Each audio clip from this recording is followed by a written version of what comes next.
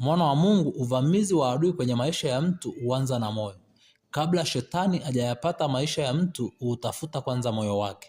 Waefeso 4:27 inasema, wala msimpe ibilisi nafasi.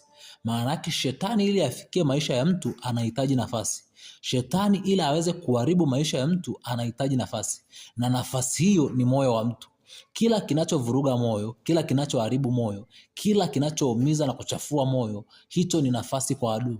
Ndio maana kabla shetani hajashambulia maisha ya mtu, kabla shetani na mawakala zake hawajavamia maisha ya mtu, huanza na kushambulia moyo kwanza.